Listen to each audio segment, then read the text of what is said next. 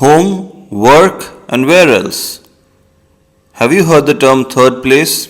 Home is the first place, work is the second place, and third place, that's the subject of today's video. The term third place was coined by Ray Oldenburg. He started asking about it in the 1980s. Third place refers to a place that is not your home, is not your workplace, but it plays an essential role in your mental, social, and civic well-being. Today we are going to talk about the disappearance of third places, what they were, why they mattered, and why their fading presence should worry us more than we realize. According to Ray Oldenburg, a third place is somewhere we can just be. No appointments, no deadlines, no expectations. Think of your favorite coffee shop, the bar where everyone knows your name, or even a park bench where regulars gather every afternoon. They are the informal public gathering spaces where community happens. No status, no entrance fee, just presence. Oldenburg identified several characteristics. It should be a neutral ground, it should be a leveling place where social status is left at the door, conversation is key, accessible and accommodating, regulars and newcomers alike, and most importantly, they are a home away from home. Third places thrived in 20th century cities and towns. Post offices, diners, hair salons, community halls, they weren't just services, they were rituals, social glue. Even in rural villages, the local church, the temple, the mosque, the bazaar, the tea stall served this role. These spaces were unstructured but vital. It is where friendships began, ideas were exchanged, and local identities were shaped. But in the last few decades, something changed. Third places are being replaced by spaces that demand consumption.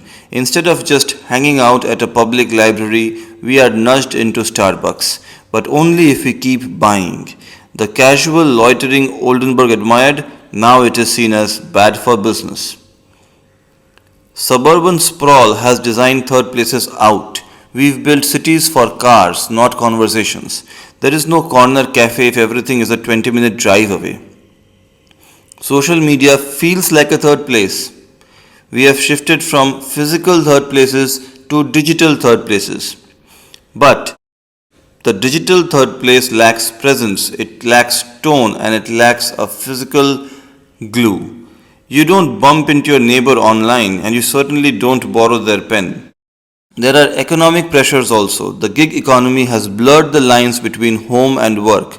We bring laptops into cafes and call it flexibility, but we have just moved work from our second place, office, to our third space, the cafe, without preserving the social function of the cafe. The disappearance of third places isn't just an aesthetic loss, it is much deeper. Loneliness is rising, civic dialogue is shrinking. Polarization grows when people don't mix informally and they are only shouting at each other from behind screens. In third places, you talk to people who are not like you. You learn how to listen. You get used to sharing space and maybe even values. These are not small moments, they are the building blocks of community.